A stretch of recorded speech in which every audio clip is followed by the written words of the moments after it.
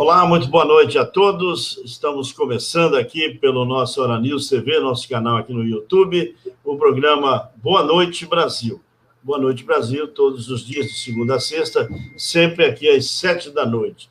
E trazendo novidades para você que nos acompanha, entrevistas muito importantes como a de hoje, que eu vou apresentar já já. Quero aproveitar você que ainda não conhece o Hora News TV, você que não conseguiu ainda se inscrever, aproveite e se inscreva no nosso canal, Hora News TV, ícone vermelho, esse aí do ícone vermelho que você está vendo aí acima. Você se inscreve, toca no sininho para sempre receber as nossas mensagens das entrevistas que fazemos aqui no Hora News TV.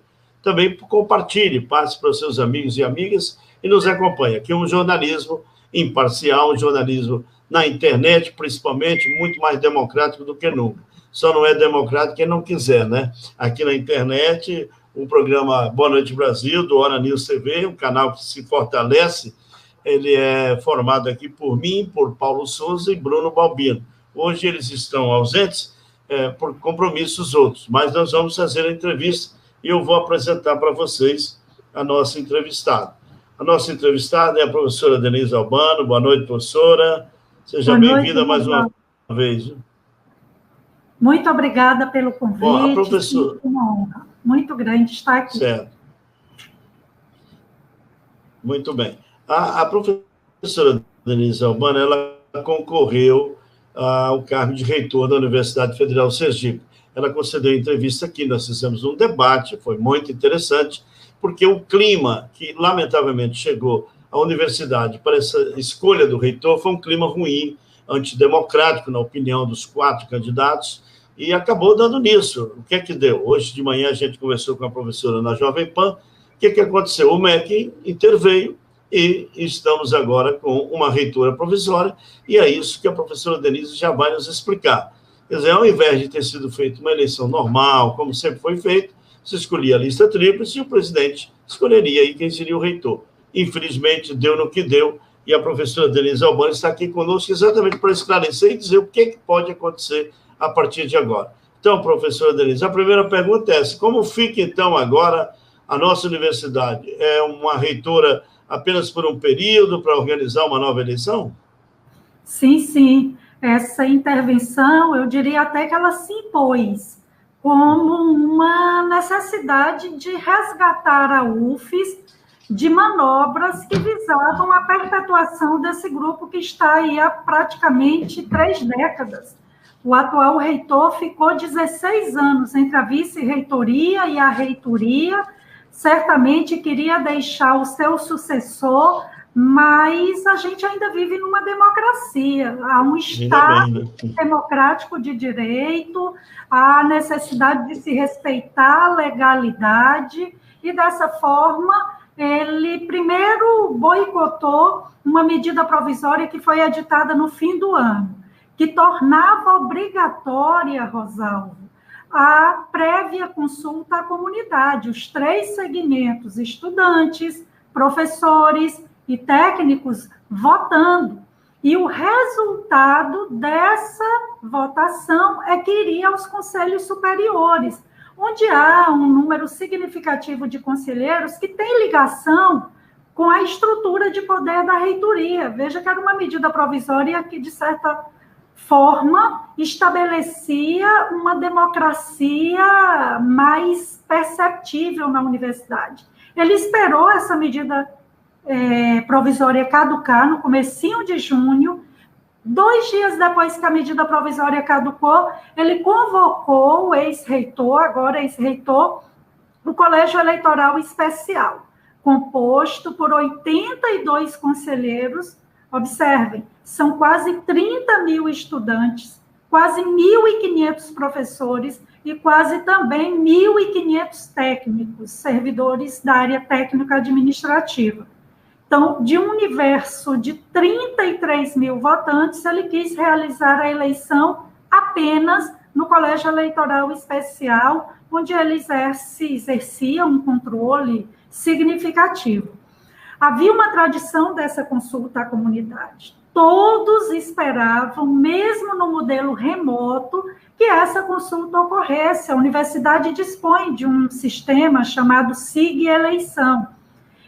O reitor não disponibilizou as listas de estudantes, de servidores, que viabilizassem aí as entidades que estavam à frente dessa consulta, conduzia a tradicional consulta à comunidade e fez a eleição restrita aos conselhos.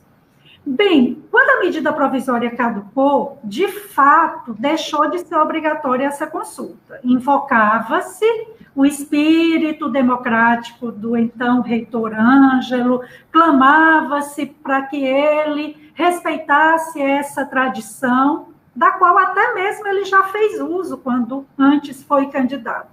Ele não cedeu, não deu guarida a essa demanda legítima por participação democrática maior e fez a eleição restrita aos conselhos. Só que aí outro problema, Rosalvo. Ele fez uma eleição sem estabelecer regras claras de como seria essa eleição remota. Sequer as 4 chapas que já trabalhavam não tinham clareza se haveria pelo menos um debate. Veja, o seu canal, e eu aplaudo aqui a iniciativa de promover um debate, mas nem todo mundo da comunidade, não é, acompanhou. Então, por que pelo menos 1 ou 2 debates não ser promovido pela própria instituição Universidade Federal de Sergipe? Não houve inscrição de chapas. Certo. Quem controlou a sala virtual de votação foi uma pessoa investida num cargo comissionado, escolhido pelo reitor, quando a reitoria tinha uma chapa. Então, um festival de ilegalidades. Eu fiz uma pesquisa e nenhuma outra universidade federal, instituto federal, houve a quantidade de abusos, de ilegalidades, de irregularidades que se viu aqui, lamentavelmente, em nossa querida Universidade Federal de Sergipe. Agora, nesse caso aí, como é que fica agora, professora Denise? Tomou posse, né, a professora doutora Liládia da Silva Oliveira Barreto, ela é do Departamento de Serviço Social da UFS, inclusive tem doutorado em saúde coletiva pelo Instituto de Medicina Social da Universidade Estadual do Rio de Janeiro e mestrado em educação pelo programa de pós-graduação da própria UFS. Ela fica no cargo por quanto tempo, pelo que a senhora está sabendo? Temos um decreto, o decreto 1916, de 1996, que prevê um mandato de 2 meses para reitores e reitoras pro tempore. É esse período em que faz uma transição, digamos assim, tranquila, na medida do possível, busca manter a máquina da universidade funcionando e organiza uma nova eleição. Então, acredito que certamente não vai ser por um período muito longo. Eu tenho esperança de que essa eleição ocorra no início do próximo ano. Vejam que praticamente a gente está a 1 mês do Natal, não é verdade? Não é possível organizar uma eleição que permita discutir as regras no Conselho Superior, abrir prazo para que candidaturas se inscrevam, pelo menos um debate, mesmo que seja online, ter essa prévia consulta antes da votação nos conselhos, porque, assim, não é possível prescindir, dispensar a reunião dos conselhos superiores da UFES. É necessária essa reunião, mas a gente acredita, e eu advogo essa tese, defendo que haja uma prévia consulta, que seja respeitada a tradição democrática. Então, eu acredito que início do ano seja possível fazer essa nova eleição, talvez não os 2 meses, é possível descontar esse período aí do Natal, recesso de fim de ano, e o período de férias coletiva de todos os professores da UFES, que esse período vai do dia 2, 3 de janeiro até o dia 18. Então, a gente vai ter quase um mês de atividades paradas, e acredito que fevereiro, março, é possível aí tocar essa eleição. É o que todo mundo espera, e acredito que a professora Liliádia, é do meu centro, mas eu confesso assim que não a conhecia, soube, pessoas disseram que o MEC estava pesquisando por nomes. O que me chega de informação é que é uma professora muito tranquila, de bom trato, tem um currículo que é, sim, de respeito, é professora doutora, e que eu acredito que, como boa democrata e como uma pessoa prudente, equilibrada, do diálogo, ela vai conduzir esse período aí para a retomada de uma normalidade em nossa Universidade Federal de Sergipe. Professor, a expectativa, então, é exatamente desse clima de pacificação. E até porque, se ela foi nomeada pelo MEC, quer dizer, o MEC confiou para que ela possa fazer essa transição. Agora, a desconfiança do MEC também foi muito grande, né?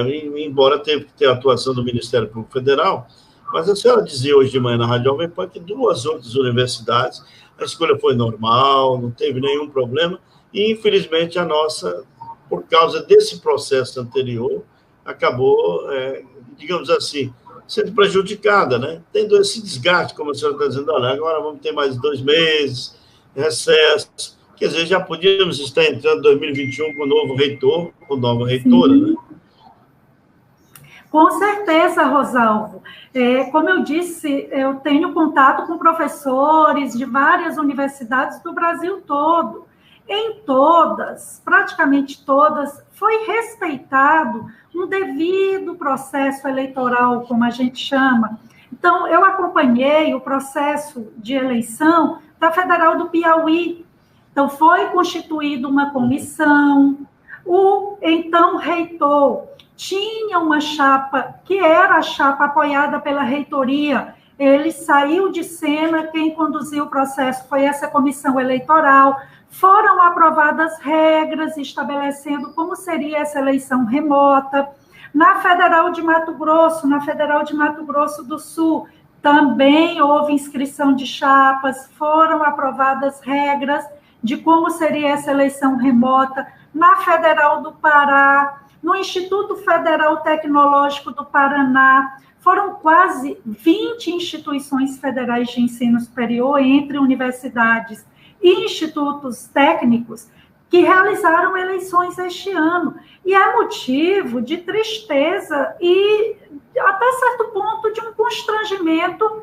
Sim. Relatar para colegas o que se passou na UFES. É lamentável que o ex-reitor Ângelo tenha submetido a universidade a um constrangimento tamanho perante toda a sociedade sergipana, no Brasil, porque é uma notícia que também repercute nacionalmente, e até perante o próprio MEC, os poderes da República. Observe, Rosalvo, que havia 4 listas que estavam com o presidente da República para a nomeação sair na semana passada.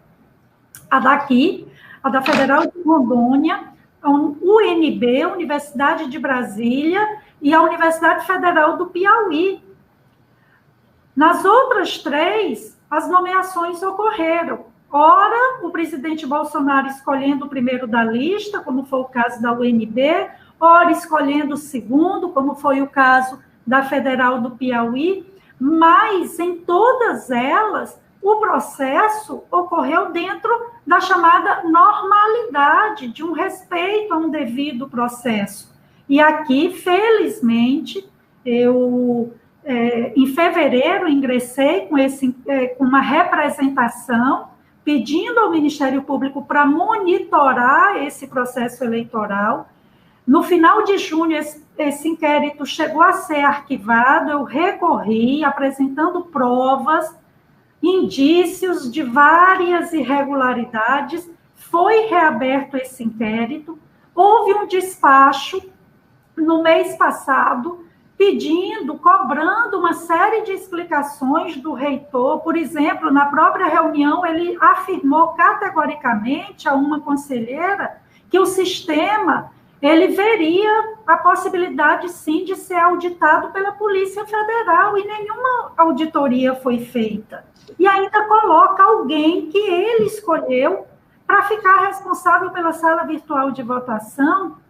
Então, é uma situação, sim, constrangedora, lamentável na história de seus 53 anos, um episódio como esse, mas eu diria, como eu disse pela manhã, entre perdas e ganhos, se de certa forma expõe a instituição, gera esse constrangimento, é um ganho, porque reforça a ideia de que a democracia respira na universidade, de que o respeito a um Estado de Direito ainda se faz presente na Universidade Federal de Sergipe. É legítimo qualquer mandatário querer deixar o seu sucessor, mas para isso há limites, há regras que devem ser respeitadas. E, lamentavelmente, o ex-reitor Ângelo parecia ignorar esses limites éticos, legais, administrativos que deveriam ser respeitados. Agora, o fato que realmente nos deixou assim, estarrecidos e estranhando é que a universidade sempre fez o processo, né? Normalmente. Claro que usar a pandemia, como muita gente tem feito isso, infelizmente, no Brasil, se usando a pandemia para uma desculpa, mas a senhora acabou de dar um exemplo de duas outras universidades, mesmo de forma remota, fizeram o processo como se deve, né, professor? Sim, sim, eu até também venho mencionando o próprio caso do meu departamento. Eu sou professora do curso de Direito há 24 anos, comecei como substituta, depois fico concurso para ser efetivada. Há uma semana atrás, nós fizemos uma reunião do Conselho Departamental, aprovamos uma ata da reunião anterior, onde foi aprovada a eleição remota para nova chefia do departamento. Foi aprovada a formação de uma comissão eleitoral, presidida, inclusive, por um grande juiz de direito, um grande magistrado. Abriu-se edital para que os candidatos, os professores interessados, apresentassem sua candidatura. Foi previsto um calendário em que, antes da eleição, os pretensos, né, que buscavam a sua eleição, os candidatos, apresentassem suas propostas, seu plano de gestão. Então, observe, para a eleição de chefe de departamento, uma unidade pequena da universidade, houve o respeito à democracia, à transparência, à lisura. Como é que para o cargo mais elevado da instituição, que é para reitor, reitora, nada disso foi observado? É estarrecedor, digamos, o descalabro da postura assumida por esse grupo que está aí há 24 anos. Para vocês terem uma ideia, Rosalvo, essa ata chega ao MEC faltando 1/3 das assinaturas dos conselheiros. Muitos se recusaram a assinar porque não viam que aquela ata correspondia à realidade do que ocorreu naquela reunião. A reunião está disponível no YouTube, na página TV UFES, 15 de julho. O documento não reporta que muitos conselheiros questionaram a falta de uma norma, de um regulamento, como deveria ocorrer essa eleição, reclamaram também se haveria ou não segurança do sigilo dos votos. O Ministério Público Federal identificou, eu confesso que não tinha visto isso, que são 82 conselheiros, mas na sala de reunião, essa sala de reunião onde a votação ocorreria, existiam 100 pessoas. Quem eram essas outras quase 15 pessoas? Porque tinham os conselheiros, uma secretária. Quem eram esses 15? Por que o sistema não foi auditado? Então, a nossa luta não é para chegar ao poder de qualquer jeito.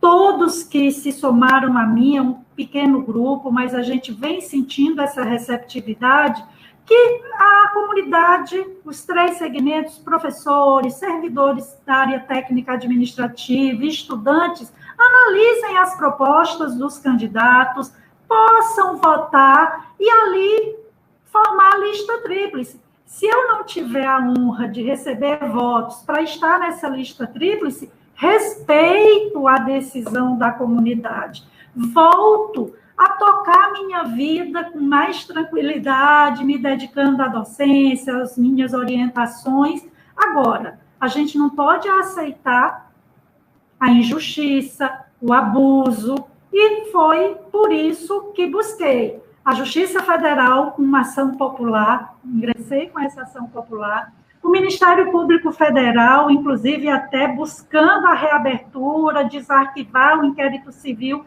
que investigava as eleições da UFES, bem como entrei com 2 representações no MEC, alertando o ministro que a Secretaria de Educação Superior investigasse o que se passou aqui e enviando dezenas de provas. Não era só, como se diz, alegação vazia, tudo acompanhado de provas. A senhora, me parece, pelas suas atitudes, que a senhora tem uma inquietude muito grande e não aceitou o processo.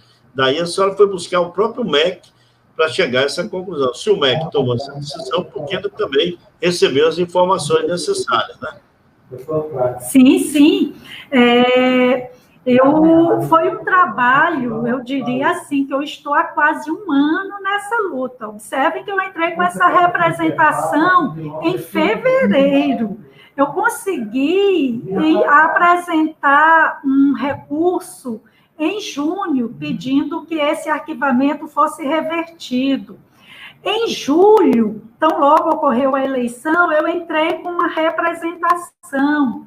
Quando eu soube que haviam 4 listas,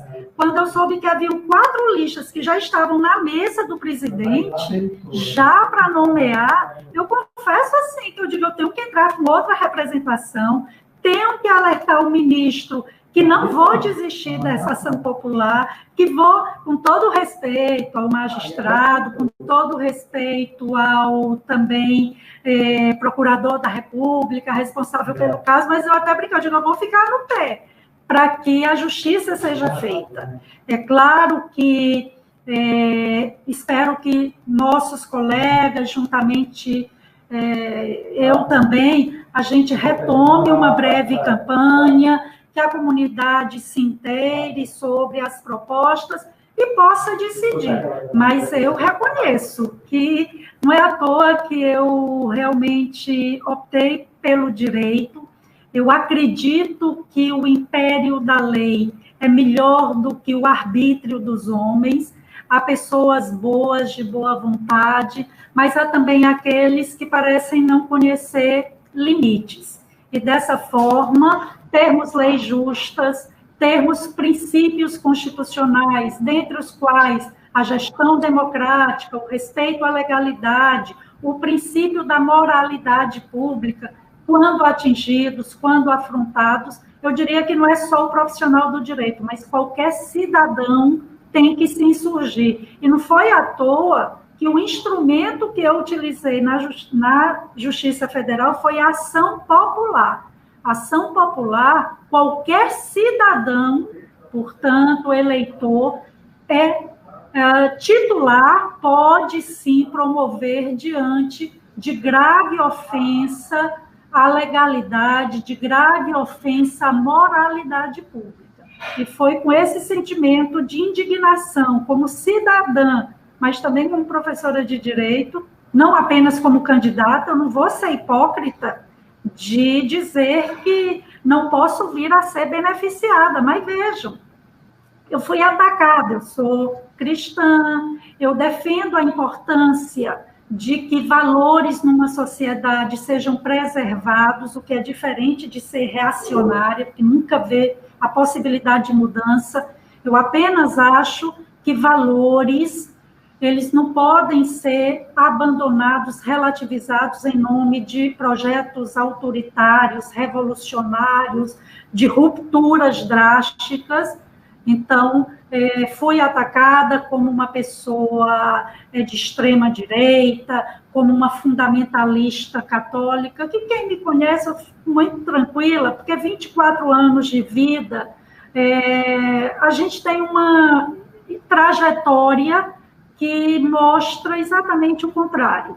Sou uma pessoa equilibrada, ponderada, agora sou cristã, sou católica, até pecadora, né? Mas eu sei o que é a universidade pública, eu sei o que é minha vida privada, levo na vida pública também princípios cristãos, que eu acho importante, mas sei separar o que é religião do que é Estado tranquilamente. E esse sentimento foi que me impulsionou. Veja que o resultado pode ser no sentido de uma nova eleição e eu ficar fora da lista tríplice. Uau. E outros candidatos não tiveram, eu diria, essa atuação, essa luta, essa batalha com investimentos pessoais de tempo, de perda de tranquilidade, foram horas e horas de sono perdido, até custo financeiro, mas vale a pena. Eu lutei por justiça, se vier ou não a ter a honra de estar na lista tríplice, não é, Rosalvo? A gente dorme o sono da consciência tranquila de que não se omitiu. E, para mim, isso já valeu muito a pena.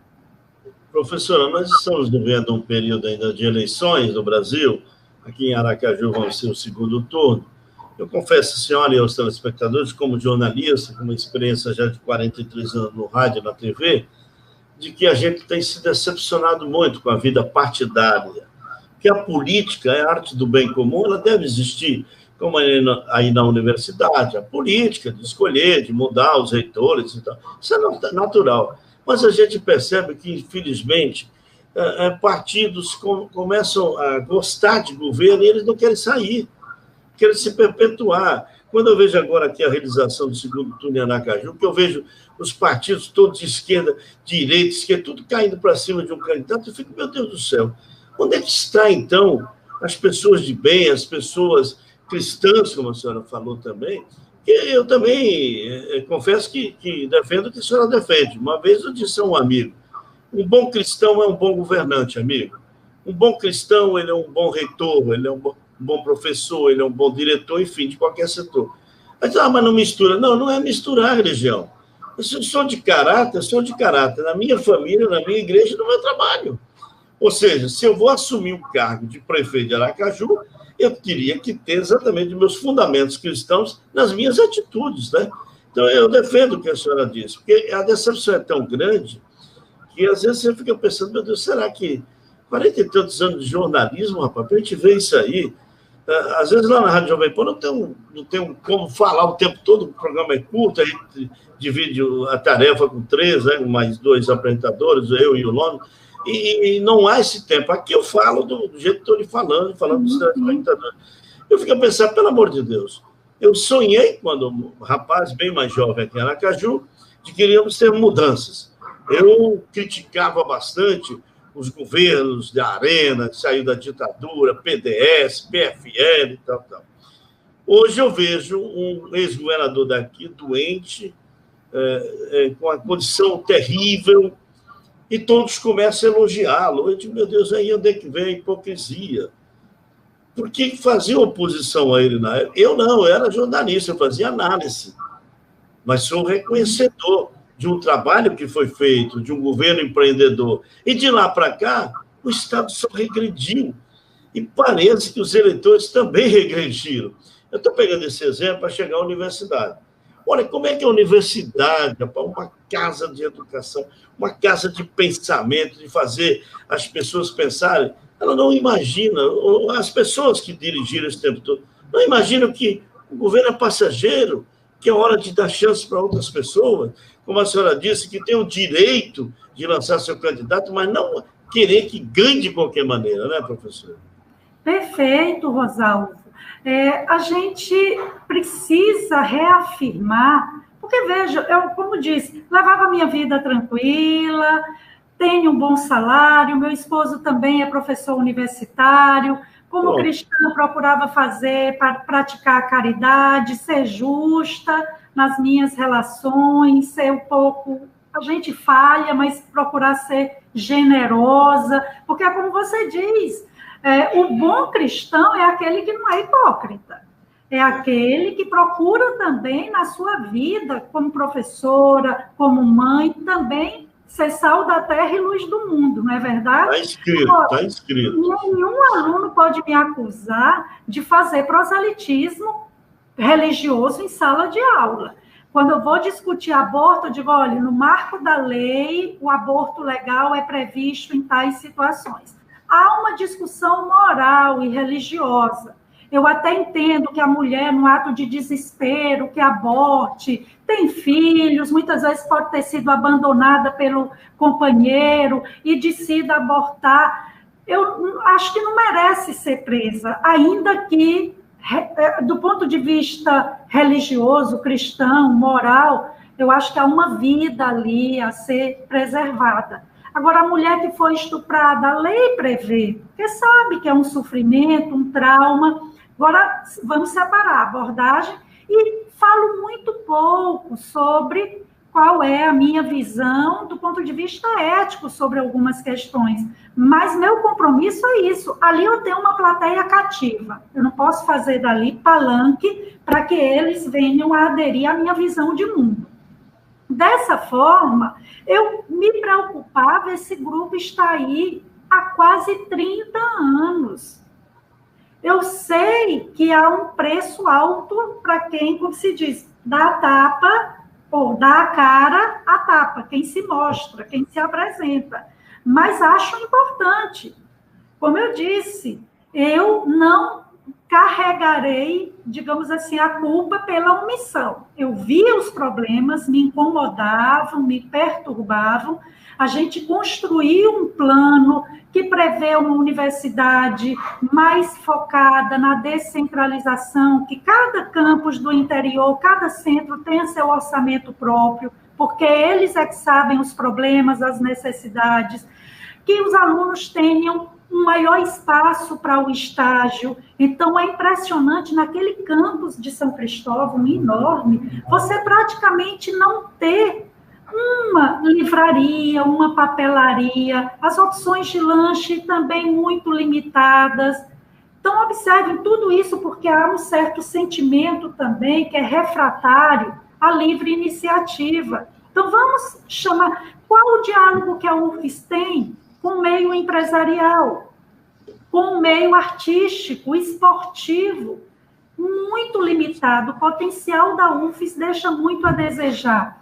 E uma gestão pesada, pouco transparente, e isso precisa ser superado. A gente vive numa sociedade em que a transparência cada vez mais passa a ser exigida, ainda mais quando envolve recursos públicos, não é verdade?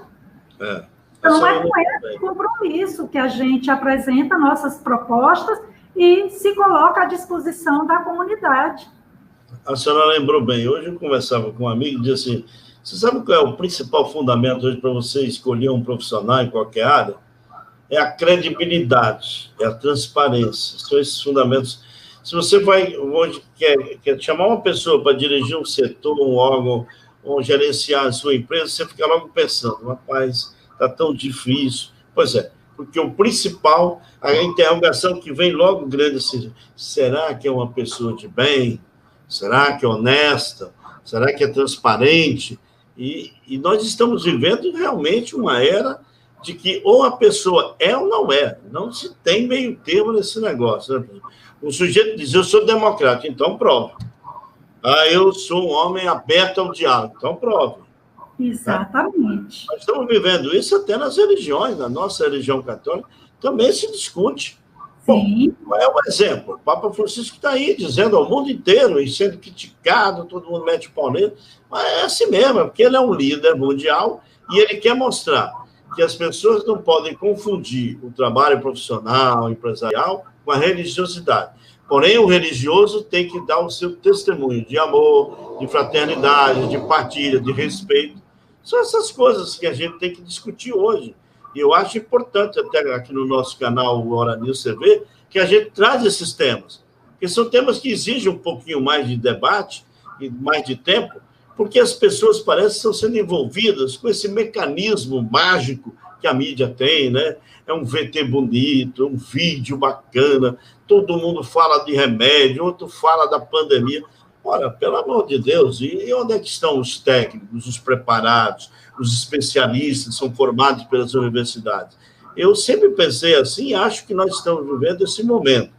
Você sabe falar do tema? Não, então convide quem sabe. Então, é preciso que a sociedade entenda que uma universidade é exatamente um local desses, em que a gente forma pessoas para colocar no mundo e elas sejam bons profissionais, pessoas ligadas em todas as áreas, né, professora Denise? Com certeza, me preocupa. Eu, no começo do ano, circulei por algumas rádios e tem, às vezes, a participação de pais, de pessoas mais maduras e até de jovens. E ouvi de alguns pais, olha, eu prefiro que meu filho vá estudar numa particular do que numa universidade federal. É chocante, porque quando eu passei no vestibular, meu irmão também, a alegria de passar numa federal, quer dizer, tinha toda essa carga, né, de a realização da família, dos amigos, não é só pessoal. E hoje me toca, me cala fundo ouvir um pai dizer, né, com todo respeito, eu já trabalhei em instituições de ensino privadas, trabalhei, me dediquei, respeito muito, mas ainda acho que as universidades públicas, no campo da extensão, no campo da pesquisa, e até mesmo também no ensino, devem preservar uma qualidade que seja referência e que ajude no progresso de toda uma sociedade.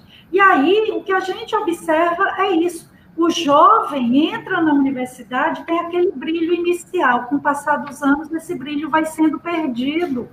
Muitos jovens que se sentem desanimados, porque muitas vezes vêm greves excessivamente prolongadas. Estudantes que muitas vezes carentes, não têm uma assistência estudantil que funcione adequadamente. Eu estou sofrendo no ensino remoto, porque dei aula mais cedo, e a conexão caindo. Imagine para aquele jovem carente, que recebeu um chip, esse chip não está funcionando direito, no interior, onde o sinal é ruim, né? E dessa forma são esses desafios. Os técnicos administrativos também, muitas vezes, têm um potencial fantástico, mas para ser alçado na carreira, precisa muitas vezes fazer parte da panelinha da reitoria. O que a gente quer estabelecer também critérios de dedicação, de maior tempo, de ter um bom desempenho para que tenha, de fato, né, um plano de carreira para esses técnicos, que eles possam ocupar postos de destaque. Não porque caiu na graça do reitor, da reitora de ocasião, mas porque há um compromisso de uma boa gestão, de uma gestão qualificada, de uma gestão azeitada, porque acho que isso é fazer bom uso do dinheiro público, é permitir, principalmente aos estudantes que tenham, como você bem disse, Rosalvo, uma boa formação e que possam ter sua inserção no mercado de trabalho desejado. A gente também não quer, e eu digo que um dos motivos para eu ter decidido, né, ingressar nesse mundo novo, sou uma neófita no campo dessa política, mas um dos motivos é porque eu também já fui vítima de ataques, até ameaças de agressão, porque eu participei de um evento que não era do agrado daqueles que se julgam donos da universidade. Também, soube de um caso de jovens evangélicas que estavam na Praça da Democracia, vejam que ironia, conversando e começaram a louvar, sem alarde, conjunto de jovens evangélicas, e foram assediadas, foram alvo de todo tipo de constrangimento por outros que acham que ali não se pode fazer uma oração, cantar um louvor. peraí, se isso é um espaço público, não está atrapalhando, não são gritos que estão sendo feitos, por que não? Então, é uma intolerância também de certos grupos que são barulhentos. A gente imagina que é a maioria, porque eles fazem barulho. Mas, felizmente, eu acho que há o que seria uma maioria silenciosa, que graças às redes sociais, a essas iniciativas como o Hora News, permite que a gente apresente nossas ideias, nossas propostas para um número maior de pessoas, torcendo para que elas, né, conheçam e possam dar um voto de confiança. Eu tenho esperança que essa maioria silenciosa de professor que quer trabalhar, de professor que quer ter um campus, eu digo que até do ponto de vista mesmo, né, da limpeza, da salubridade, que deixa muito a desejar. O campus de Laranjeiras, vocês veem, quando tem uma chuva mais forte, fica numa condição extremamente precária. Há uma infestação de gatos e pouca iniciativa da gestão da UFES ali no campus de São Cristóvão. A iniciativa é de professores, de grupos organizados. Então, há um descaso. A gente espera que não apenas nossa candidatura, mas que as outras sejam sensíveis, que uma coisa é o interesse da universidade, outra coisa é a política partidária. A gente tem que deixar cada vez mais demarcado que partidos políticos não podem se arvorar e chegar à UFES como se fosse ali uma espécie de puxadinho dos seus projetos. Os partidos políticos são importantes, a interlocução é necessária. Agora, uma coisa é a interlocução saudável, uma coisa é o diálogo construtivo, é a liberdade de opção político-partidária. Outra coisa é saber que ali é uma universidade pública, marcada pelo interesse público, pela impessoalidade, comprometida com uma boa formação dos estudantes e que servidores possam desenvolver seus trabalhos, suas atividades, marcados pela impessoalidade, marcados pela moralidade, pelo superior interesse público. Professora, eu estava dando uma procurada aqui nos meus arquivos para ver se eu achava uma foto minha quando eu passei no vestibular da Universidade Federal.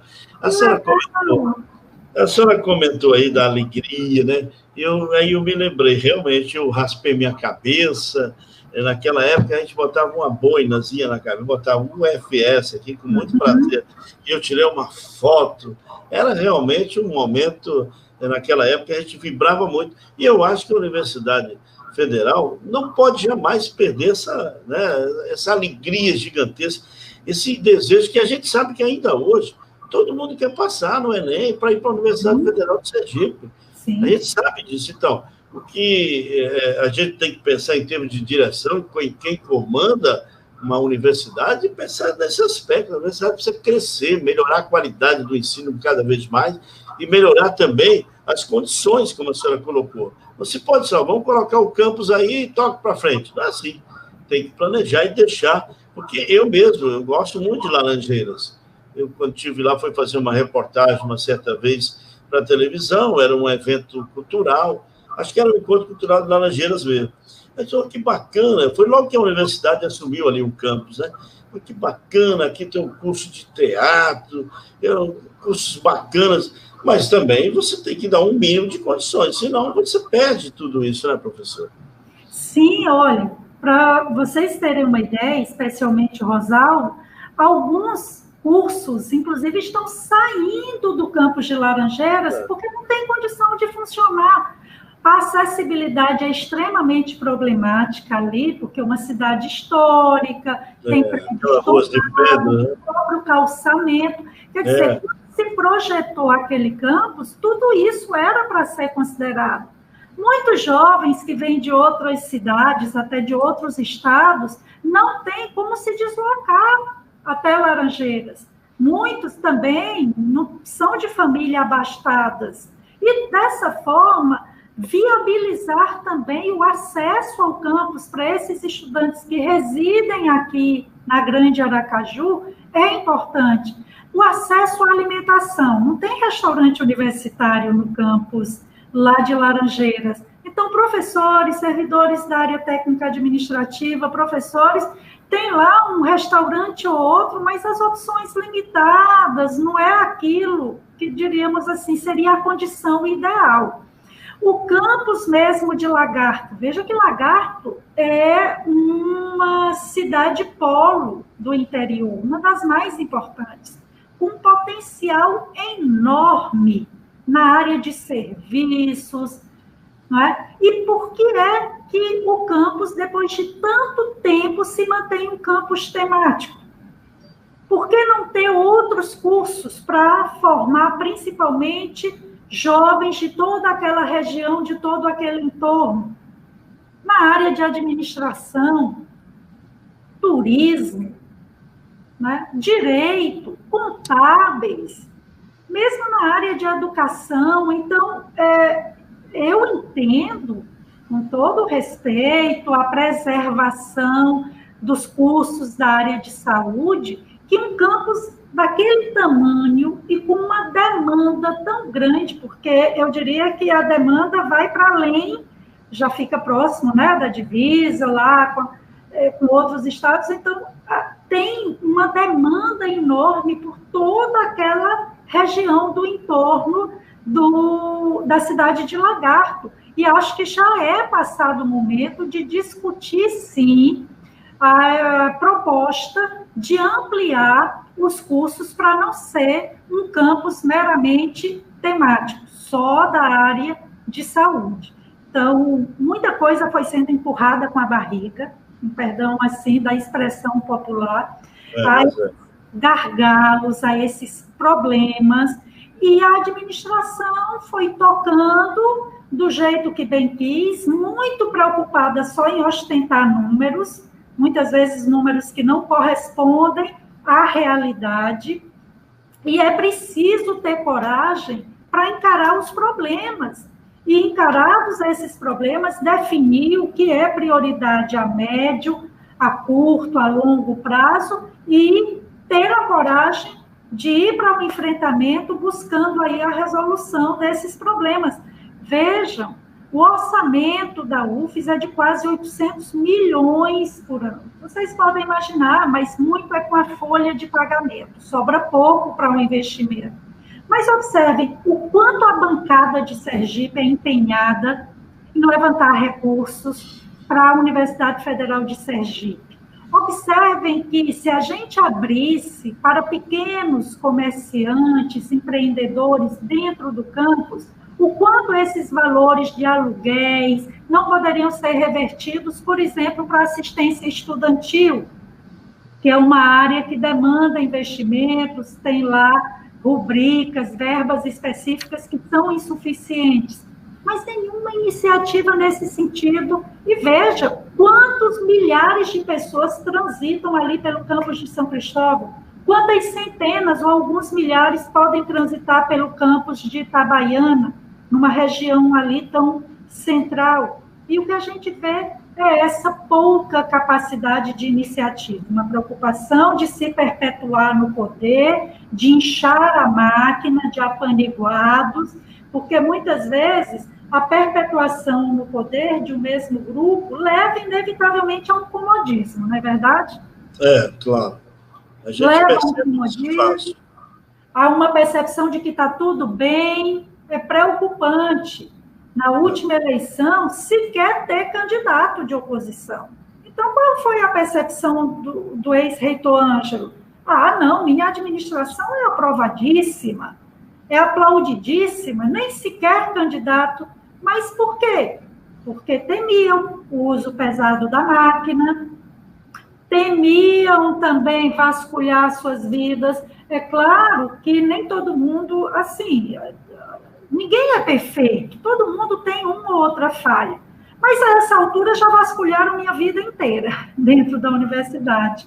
E viram que não sou uma professora que falto, não sou uma professora relapsa. Terminei meu mestrado, meu doutorado, mestrado sem um centavo de bolsa. Fui a primeira da minha turma a defender minha dissertação de mestrado. Durante o doutorado, parte das minhas viagens lá para Recife, na Federal de Pernambuco, eu banquei do meu próprio bolso. Tudo relatório prestado conta, cumpro minha jornada na extensão, no ensino, e não é porque eu me ache melhor, não, é porque eu acho que é o dever de todo e qualquer servidor. Claro. É dever. Quem quer estudar, investir em si próprio, não é problema de pedir dinheiro público, ele mesmo investe, a senhora tem razão. Agora, é bom deixar claro, e reforçando o que a senhora está dizendo, que infelizmente também tiveram muitos que receberam suas bolsas, foram fazer, inclusive, mestrado em outras universidades particulares, eu sei. E lá se formaram e depois nem ensinam mais na universidade, pegam cargos. Tem sim. Das prefeituras. Aí, quer dizer, é um professor, a universidade. Aí, nesse ponto, o MEC tem razão, o presidente Bolsonaro tem razão. Espera aí, meu amigo, como é que eu financio você para um mestrado, doutorado? Eu estou investindo para que você melhore a qualidade da nossa universidade. Aí você vai aceitar um cargo no setor público, em outra prefeitura, e deixa de dar aula, e depois vem reclamar, falar em seriedade, tenha paciência, né, professor? Eu sou eu vou falar isso, e se assim, o professor Ângelo é quase contemporâneo, ex-reitor, da época que eu cheguei aqui. Meu marido trabalha no mesmo departamento, uma relação cordial, ele é aquela pessoa afável, mas eu não acho que um gestor público pode estar, como ele já esteve recebendo, bolsa de produtividade como pesquisador. Quer dizer, a reitoria não sobra tempo para você se dedicar à pesquisa. E aí você receber bolsa como pesquisador que muito produz, que tempo ele teve? Será que ele andava mesmo no laboratório para receber essa bolsa, que não é pouca coisa, não, é das bolsas mais, digamos, de maior valor? Como temos pró-reitores também, né, que são gestores, e o próprio regimento da UFES diz que deve ser em regime de dedicação integral, e ainda também recebe uma bolsa de altíssima, quer dizer, para receber e produzir pesquisa, ótimo, mas a gente fez concurso e a prioridade é o ensino. Então, pisar na sala de aula para ensinar, não pisa, não é? Agora, está ali com alto cargo na administração, está lá no seu laboratório e tem a pesquisa. Agora, para além disso, concorre com outros colegas que, de fato, não estão na administração, mas se dedicam, se empenham em pesquisar, em orientar. Então, tem uma série de, eu chamaria de disfuncionalidades na UFES, que a gente precisa encarar e, digamos, resgatá-la dessa apropriação privada, por grupelhos que se arvoravam, né, de donos da universidade, e é preciso resgatar a sua dimensão pública. Professora Denise, e como é que fica agora, então? A senhora vai ficar aguardando? A senhora é candidatíssima, né? Aliás, muita gente mandando mensagens aqui, mandando pelo WhatsApp, desejando boa sorte para a senhora, né? Hoje de manhã na Jovem Pan foi a mesma reação, de gente que torce para que a senhora consiga. A senhora vai conversar com a atual reitora, professora? Sim, vou procurá-la. Eu sei que os primeiros dias são muito atribulados. Eu acredito que todo e qualquer candidato deve, sim, buscar esse canal de diálogo que é republicano, que é da natureza, das relações institucionais. Afinal, a gente, quando veio o decreto do governador, a gente estava às vésperas, faltava praticamente uma semana para ocorrer a consulta à comunidade. Já tinham ocorrido 6 ou 7 debates.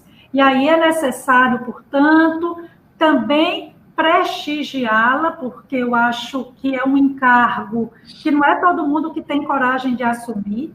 Claro. Muitas pessoas criticam, muitas pessoas chamam isso de golpe, quando, na verdade, não é golpe, é um remédio legal há marco, há norma que ampara essa situação, e dessa forma é preciso que essa turma que gosta de espernear, que é adepta do que eu chamo de uma democracia de conveniência, saiba que eles estão banalizando o que de verdade vem a ser um recurso legítimo e legal. Ela não tem, pelo que eu soube, pessoas que a conhecem me disseram que ela não tem aí pendores totalitários, ela não tem pendores, pelo que me disseram, de autoritarismo voluntarioso, soube que é uma pessoa do diálogo e que assumiu o encargo, certamente o ministro viu nela credenciais para ela tocar por esse breve período, poucos meses, uma nova e regular eleição. E espero que isso é o que ocorra. Professora Denise, agora eu gostaria de saber qual é a tendência de se ter uma nova eleição. A senhora, no início do programa, falou, provavelmente já no início do ano, seria isso?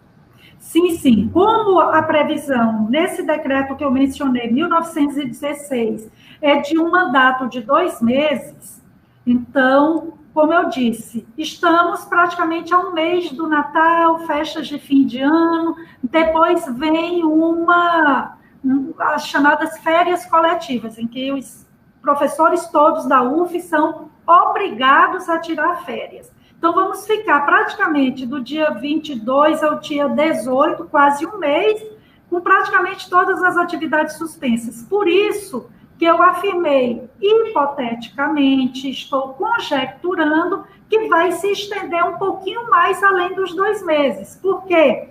Porque aí vai ser necessária essa consulta à comunidade.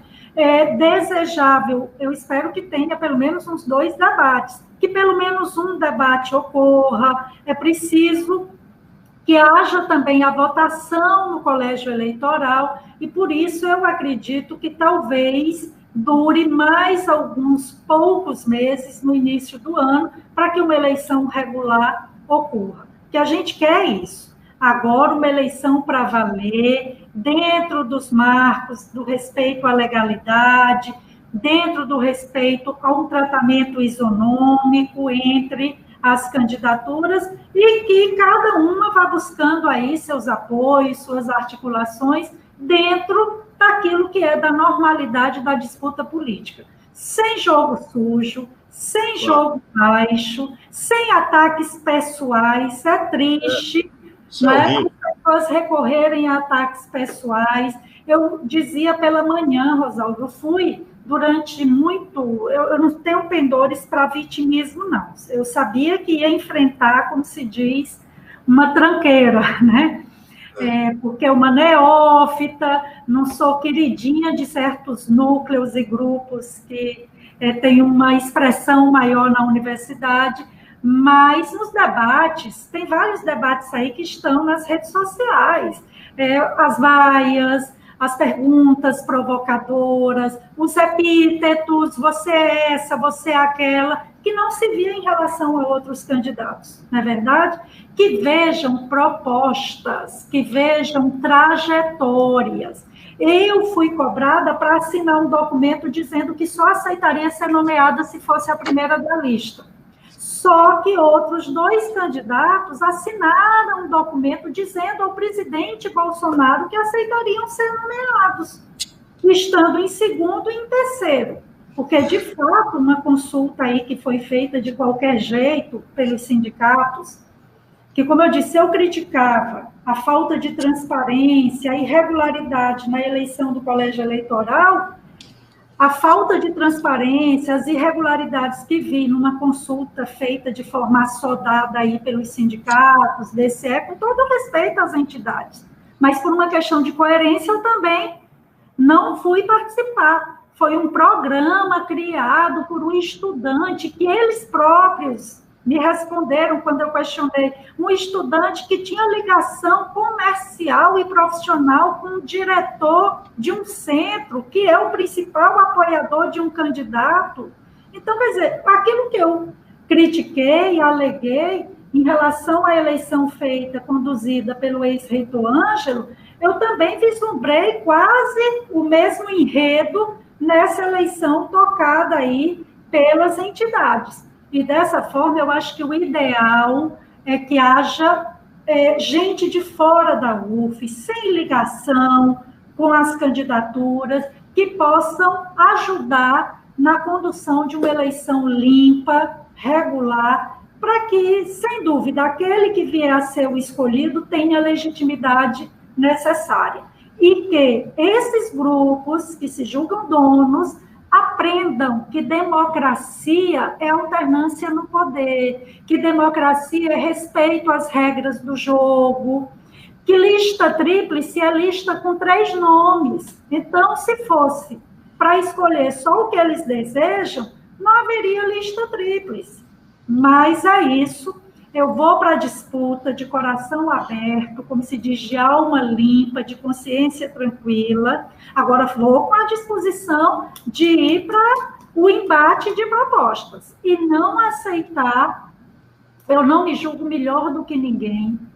Sou uma humilde, né, aprendiz, uma esforçada cristã, um ser humano que acha que ainda tem muito a aprender e melhorar, mas também não vou aceitar ser alvo de ataques baixos, não. Eu tenho uma dignidade, tenho filhos, tenho esposo, tenho mãe e irmãos que me conhecem, ex-alunos, até que me apareceram para me dar um apoio, gente que há muito tempo eu não via, gente até que eu nem conhecia que me procurou, um estudante estrangeiro, uma técnica que eu estava caminhando para ir para a UFES, está indo com o marido de volta para casa e pede ao marido para parar. Espera aí que eu quero dar uma palavra para a professora Denise, isso há quase 10 meses atrás.